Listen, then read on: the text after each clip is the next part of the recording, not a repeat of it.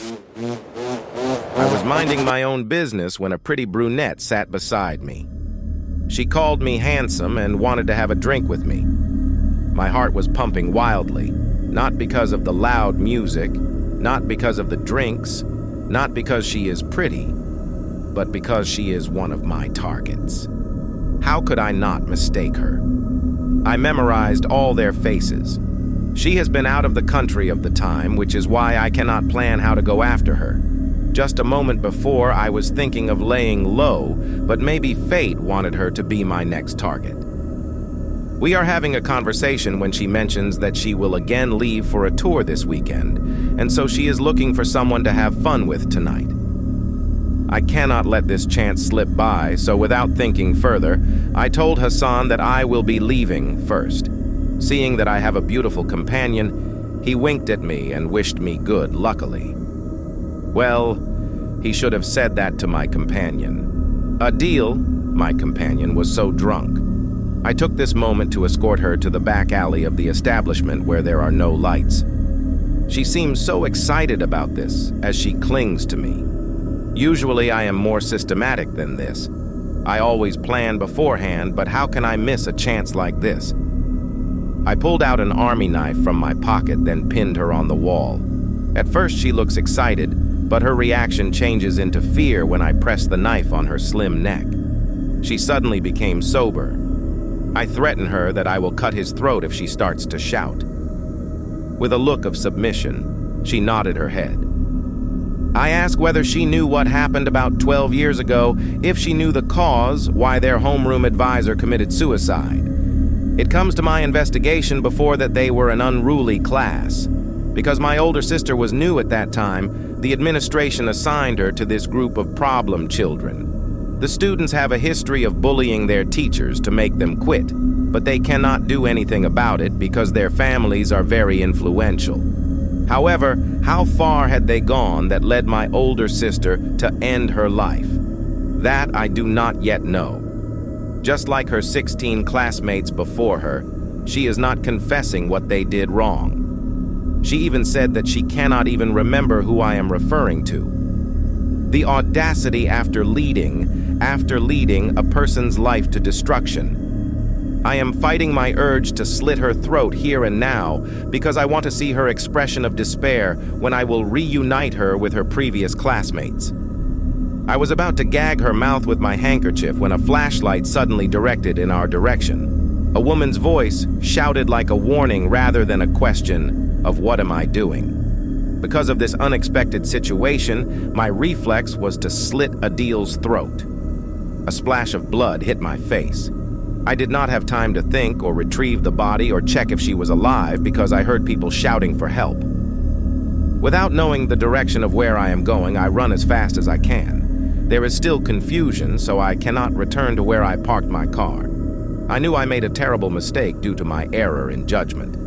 When I was wondering where to go because raindrops began to fall, I arrived at a deserted street where most of the shops are already closed because of the time. That is when I find an open establishment with a flower shop sign on it. However, there is an old woman, probably the owner of the place, preparing to close the shop for the night. I do not know what urged me to go inside, but I still did. The old woman saw me and gave a smile. She said she is about to retire for the night, but if I want to buy something, she would be willing to assist me.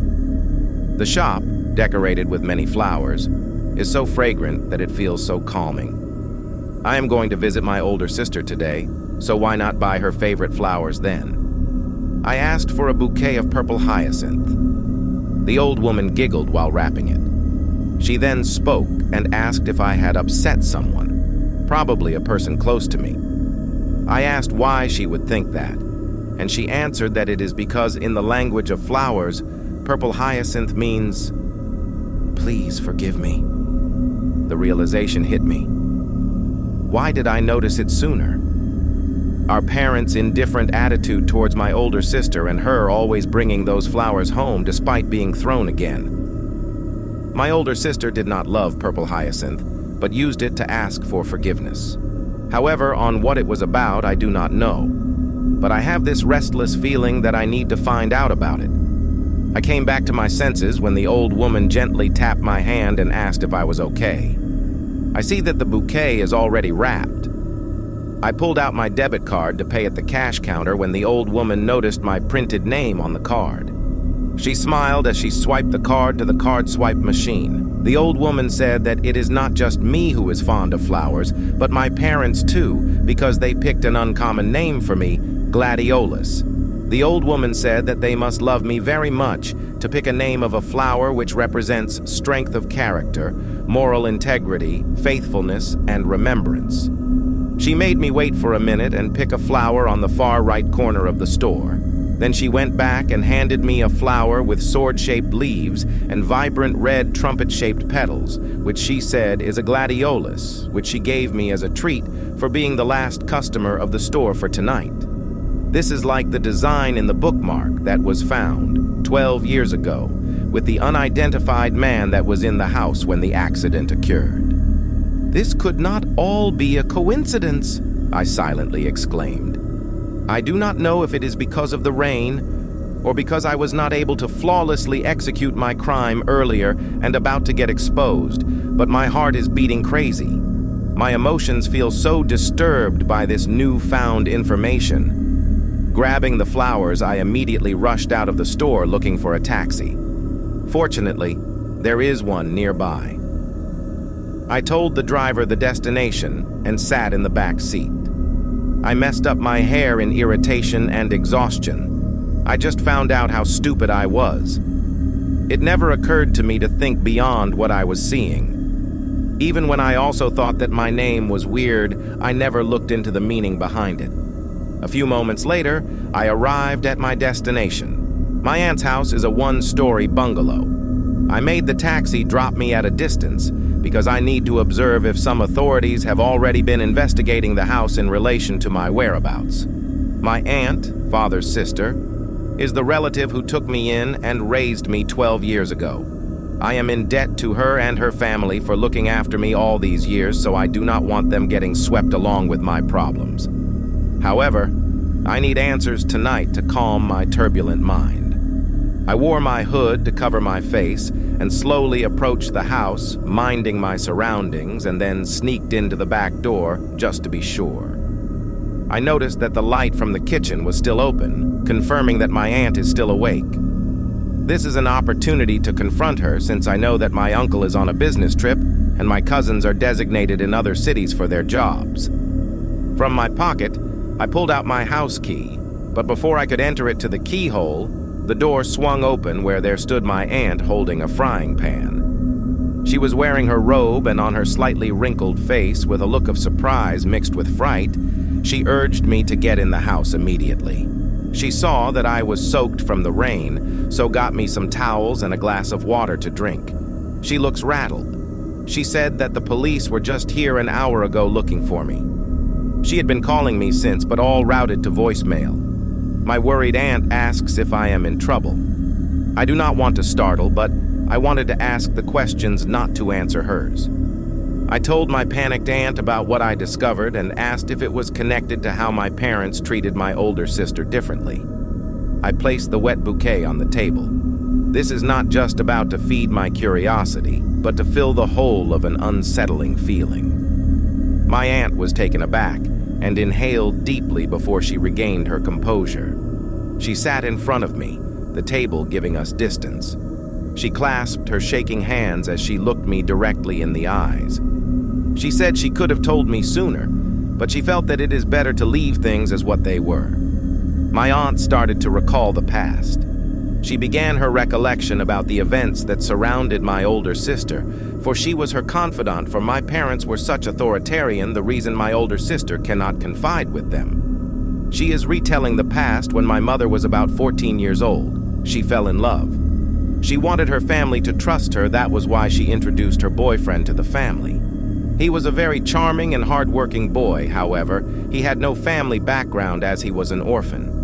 My parents were enraged and wanted to break their relationship because they already planned my sister's future, and that plan does not include having a lover at an early age, especially that the boy had none backing him up.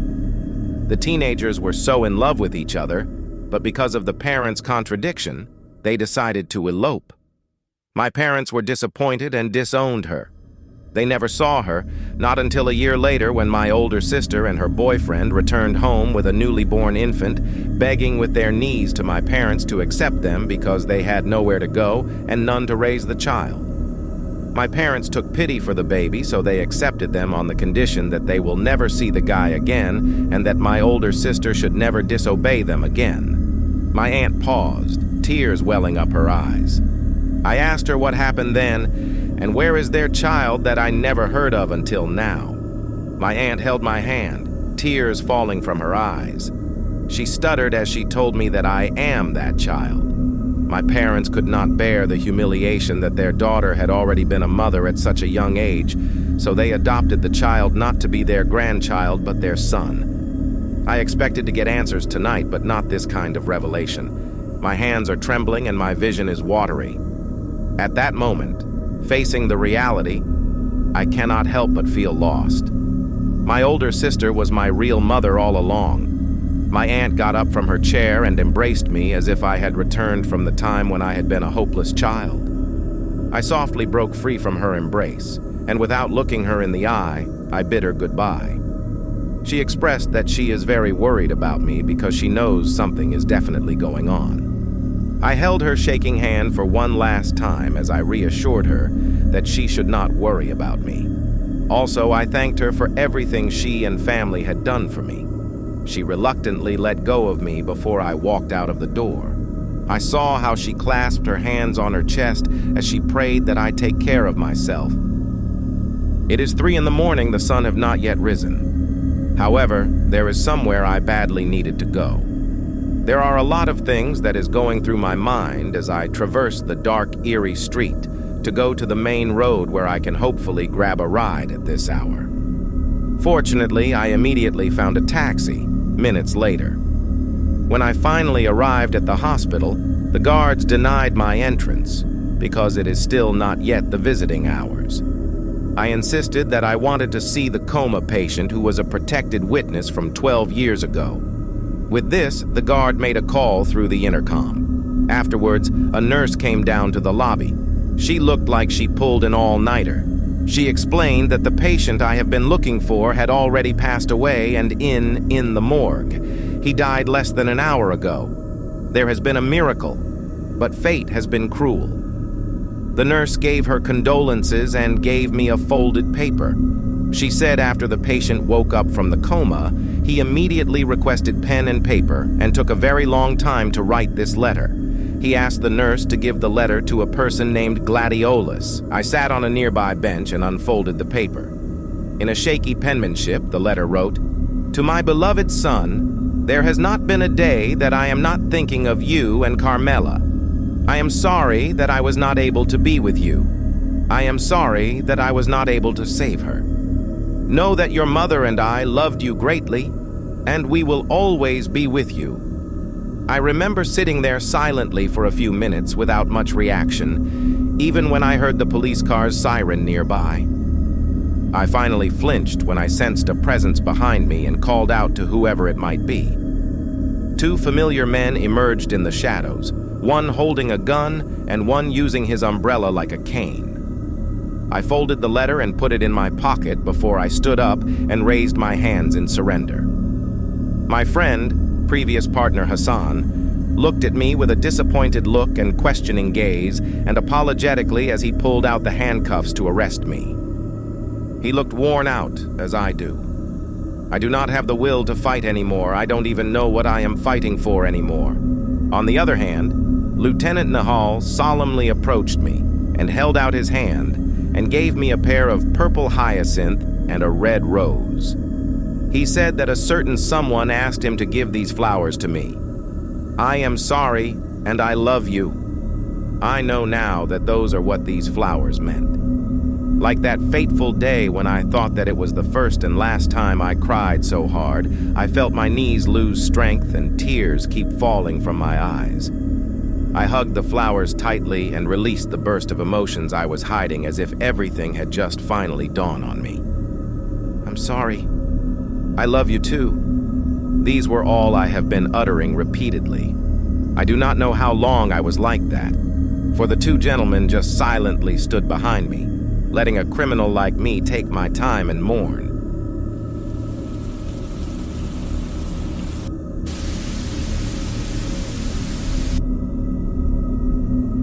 Thanks for watching. Please click like or subscribe for future updates.